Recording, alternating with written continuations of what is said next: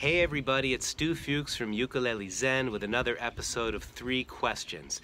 Thanks so much for watching and being part of this series. Your questions are amazing and they're informing the content of future videos and for my future online course. I'll let you know when that's all up and running. If you would like to be part of the series and ask me a question, leave your question in the comments section below, and if I choose your question, I'll send you a track from one of my CDs, something for you to enjoy. So look forward to hearing from you and collaborating. The first question comes from Hiraku3104, and they asked, could you tell us how did you get so good at playing the ukulele and the guitar? More specifically, what is your daily practice routine?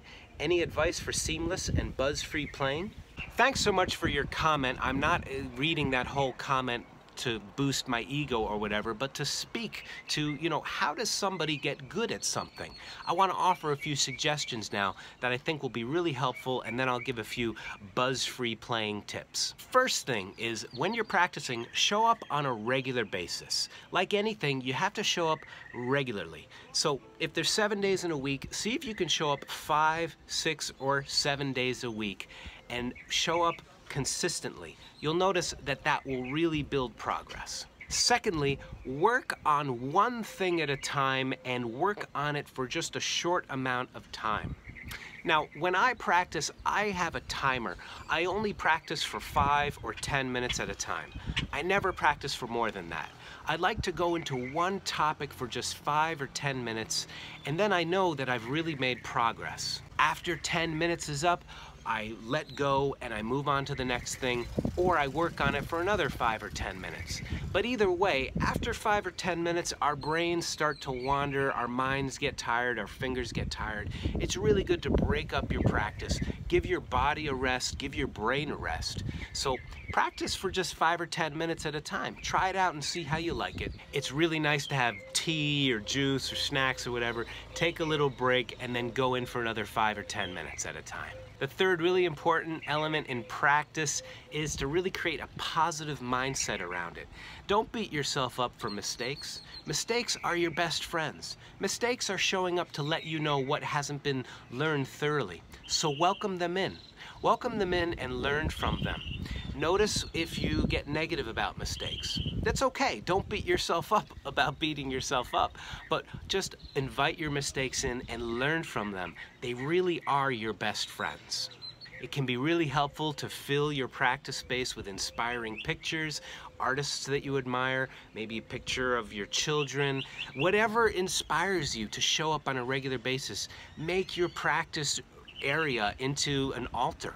It's a way of making you want to show up more and more. To eliminate buzzes, make sure that you're fretting very close to the fret. See how I'm almost on top of the fret? Then I move a little to the side and I get a very clean sound.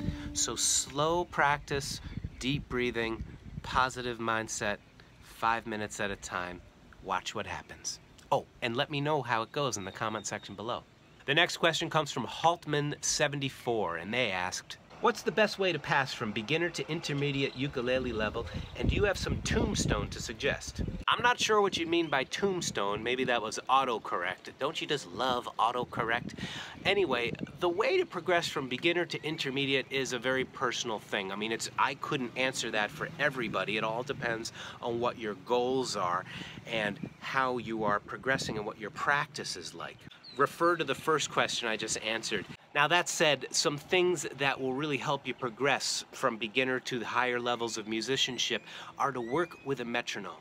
Rhythm is key, and the most important thing is to have a steady sense of tempo. So you want to have a metronome on and develop a steady sense of time where you can strum and play a song all the way through without slowing down and without speeding up.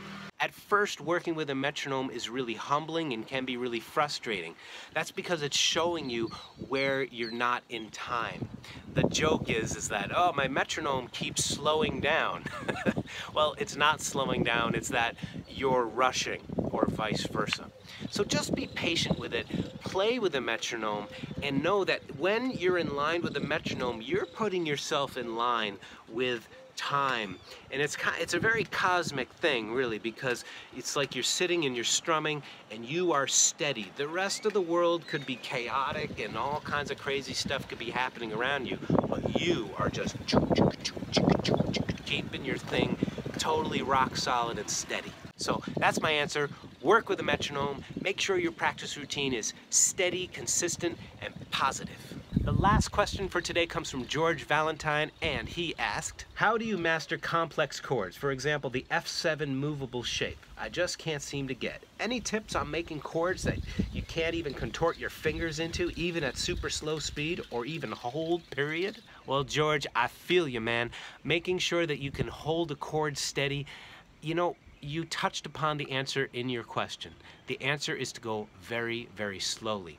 Those of you who have my chord solo book know that on the cover there's a turtle, and in the introduction I talk about the medicine of the turtle. You know that old story of the hare and the tortoise. The tortoise, slow and steady, always wins. And that's how it is with practice. When you're practicing, your mind will want to rush ahead. It'll make up all kinds of stuff about how you're wasting time. But if you are taking your time and doing one thing correctly, you are stacking bricks. You're building a castle where every brick is correctly shaped and laid in a correct way. Now, philosophy aside, let's get into the practicality of it. You mentioned the F7 shape. So here is an exercise that'll help you with every chord shape you ever play. All right, you take your chord, this is F. To play F7, you put your ring finger, you put your pinky there. Now, first thing, take a look at the structure of your hand. Is your wrist bent out this way or twisted this way? You want to make sure that your hand is straight, that it's behaving the same way it would as if you're reaching for a glass of beer or a cup of coffee.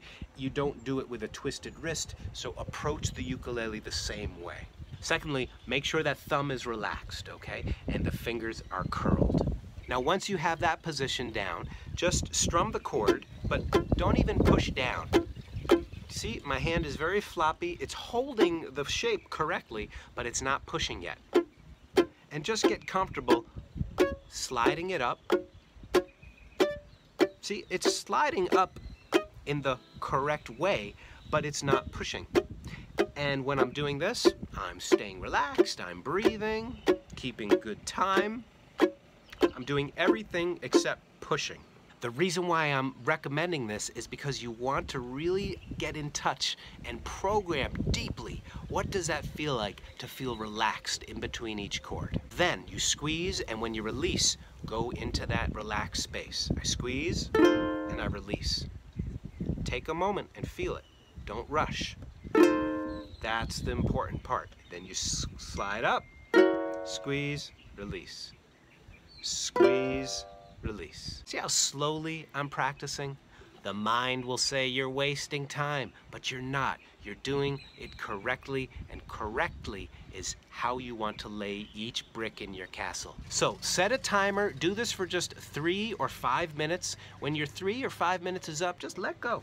You know, take a sip of coffee, whatever, take a break, do it again. If you do this every day for a week, you're gonna grow another hand. I mean, not another one over here, but you'll grow a new hand. You will feel this relaxation in between each chord. All right, everybody, that's my time. Thanks so much for watching. If you like this video, please subscribe to Ukulele Zen and make sure that you click the bell too so you're notified when I post a new video. Would love it if you give this video a thumbs up and share it with your friends on social media and email and all that good stuff. Thanks so much for watching, and I look forward to seeing you in the next video.